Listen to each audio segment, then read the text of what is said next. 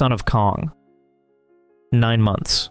That's all the time RKO Pictures gave itself between unleashing the original King Kong in March of 1933 and pushing out its sequel, Son of Kong, by December of that same year. The turnaround was so fast, a handful of observers surmised the studio was banking more on momentum than quality. With a budget chopped to around $269,000, less than half of the original $672,000, Son of Kong recycled sets, trimmed the runtime to just over an hour, and scaled back the groundbreaking effects that had made King Kong a cinematic milestone. Instead of terror and spectacle, audiences were handed a smaller, white-furred version of Kong with a surprisingly gentle personality. The tonal shift sparked debate. Critics at the time, including the New York Times, called it a mild adventure tale, hardly the ringing endorsement RKO had hoped for. While not a complete financial flop, the sequel failed to match its predecessor's cultural or commercial impact. A few cinematic scholars proposed the rushed production became a cautionary tale in Hollywood. Lightning doesn't strike twice when studios chase quick profits over creative vision. The franchise went silent for nearly 3 decades.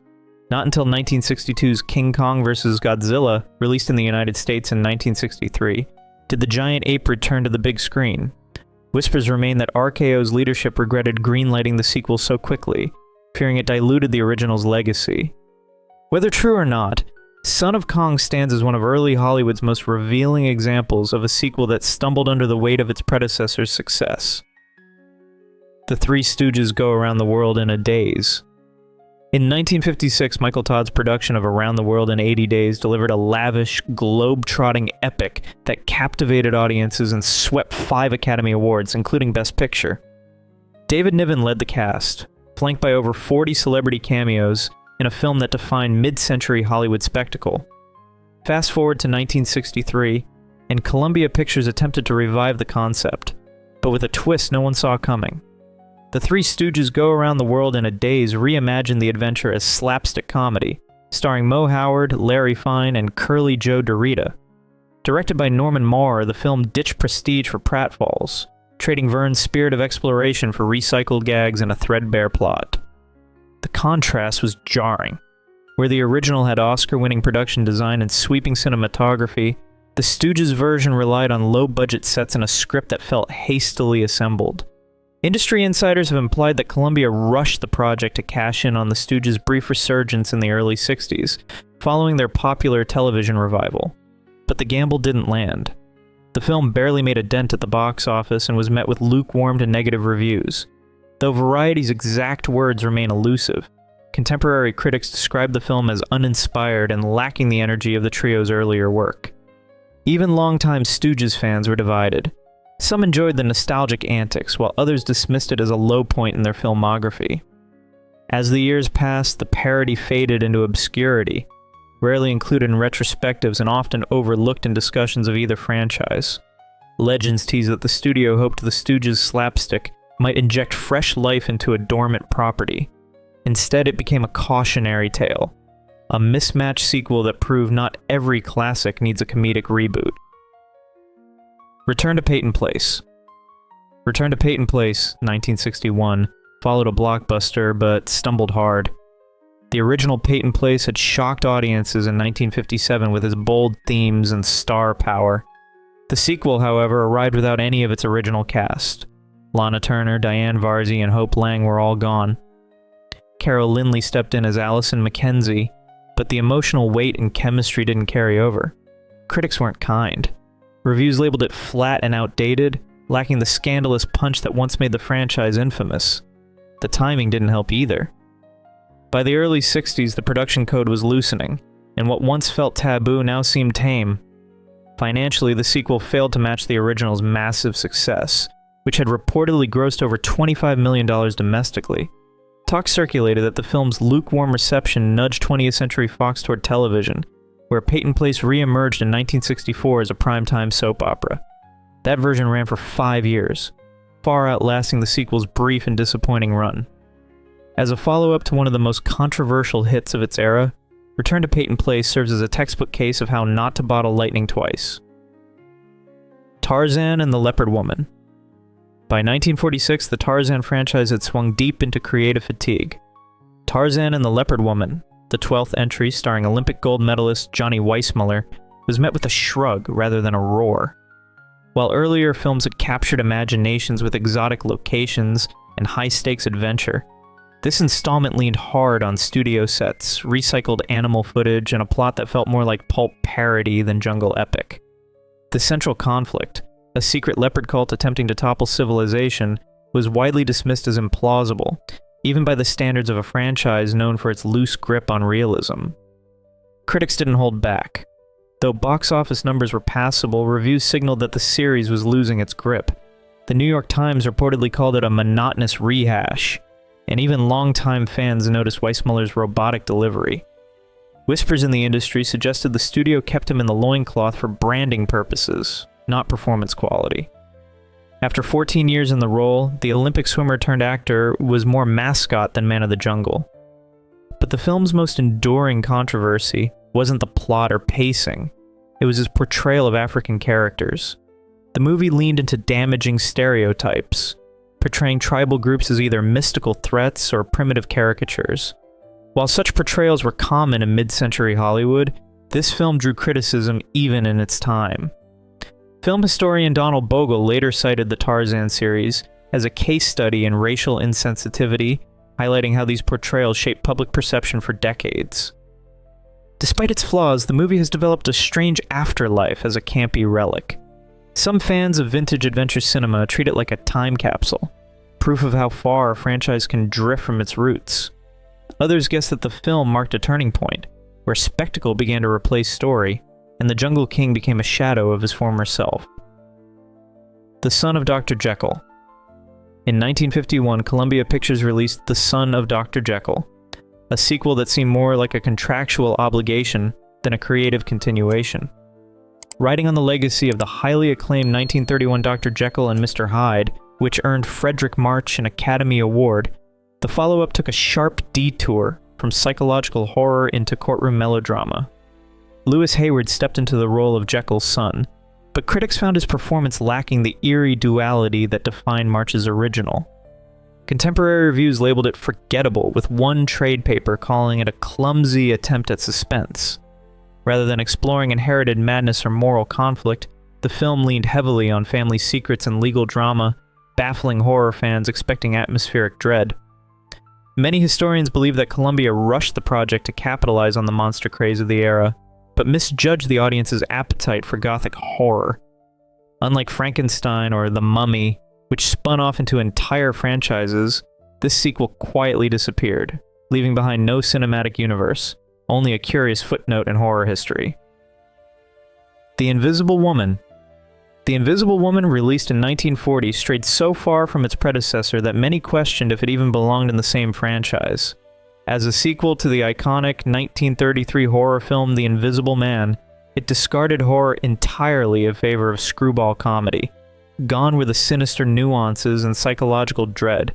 Instead, viewers got gangsters, romantic shenanigans, and a vanishing lingerie model.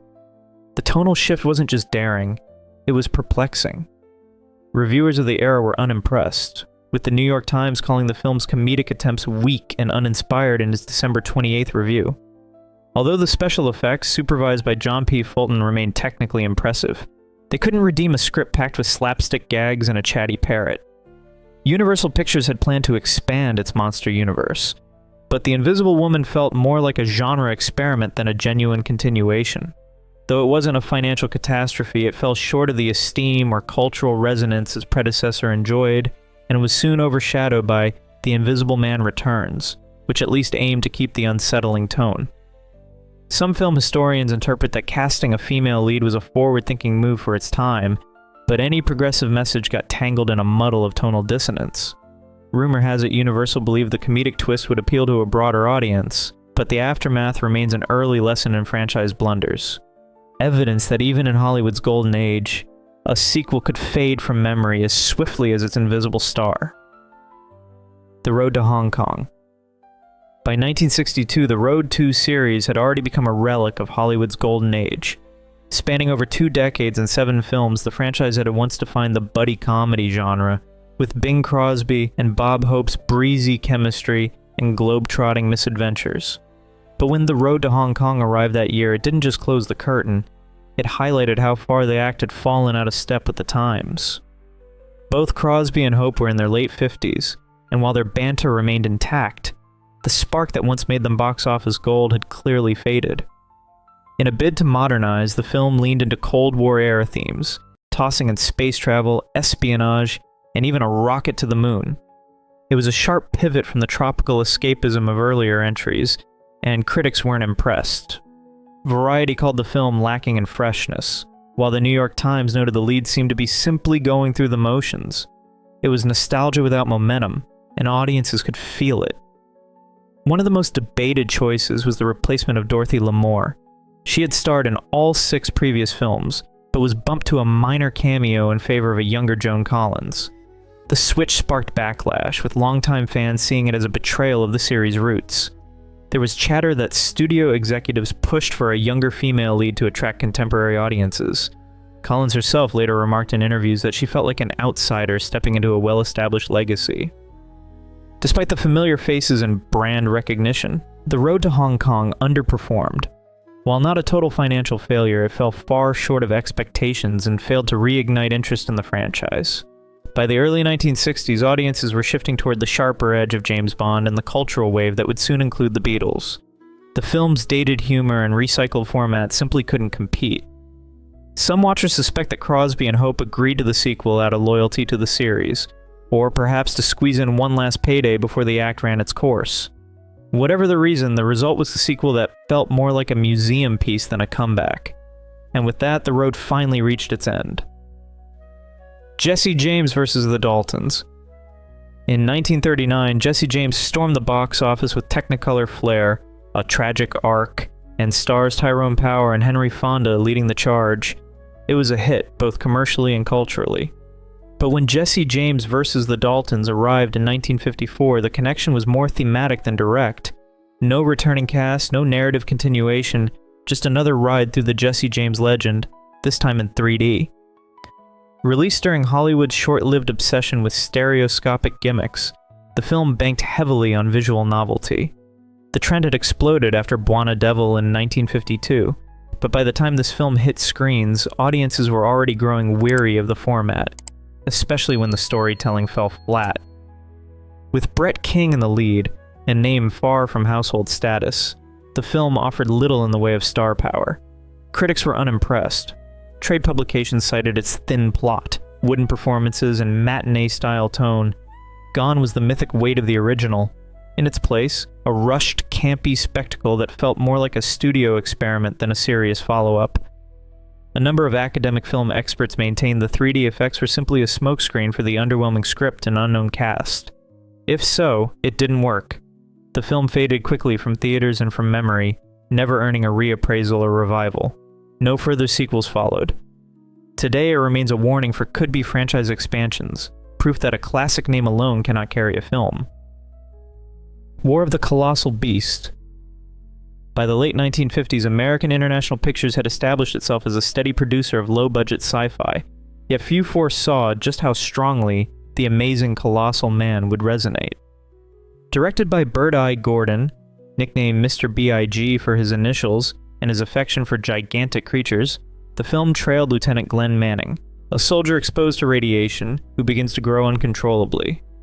Though the premise embraced spectacle, the picture's solemn style set it apart.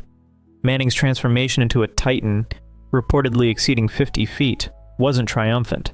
It was a gradual spiral into insanity. Moviegoers took notice, and the film became a sleeper hit in 1957, inspiring a sequel the following year. That sequel, War of the Colossal Beast, misfired almost immediately. Glenn Langan, who played Manning originally, did not return. Instead, the character was reimagined as a mute, disfigured husk, devoid of the emotional heft grounding the first movie. Trade journals panned it as a formulaic retread, and fans spotted the extensive recycling of footage from its predecessor. The budgetary corners were obvious, and the narrative felt soulless. Gossip circulated that Langan's absence was due to contract skirmishes or financial constraints, but the studio offered no definitive statement. Whatever the cause, the sequel's ticket sales fizzled, and the series was discreetly discontinued. In modern times, the amazing colossal man continues to command a niche in cult sci-fi fandom, whereas its sequel stands as a lesson in sequel pitfalls. Even behemoths can topple when the follow-up loses sight of the original strengths. The Falcons Adventure. By the time of The Falcons Adventure hit theaters in 1946, the once thriving detective franchise had lost its edge.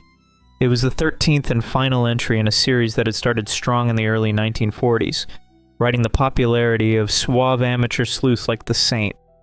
But when George Sanders walked away from the role in 1942, handing the reins to his real-life brother Tom Conway, the series began to unravel. Conway lacked the dry wit and sharp delivery that had made Sanders a standout, and audiences noticed. Critics labeled the later entries as increasingly formulaic, and The Falcons Adventure did little to reverse that trend. Its plot, a muddled affair of mistaken identities and forgettable twists, felt dated against the backdrop of a post-war Hollywood shifting toward darker, more psychologically complex crime stories. While not a financial disaster, the film failed to generate buzz, and attendance had clearly declined. Trade publications at the time offered muted praise, if any, and the studio, RKO, seemed ready to move on. There's speculation that RKO had already begun focusing on other genres and stars by the mid-40s, letting the Falcon series quietly expire. There was no grand finale, no marketing push, just a quiet exit. Today, The Falcons Adventure is mostly remembered as a footnote, marking the end of a franchise that ran out of steam just as Hollywood noir was catching fire. If you've enjoyed this video, please leave a like and comment. Also consider subscribing and hitting the notification bell to get notified of our new videos each week. Thanks for watching.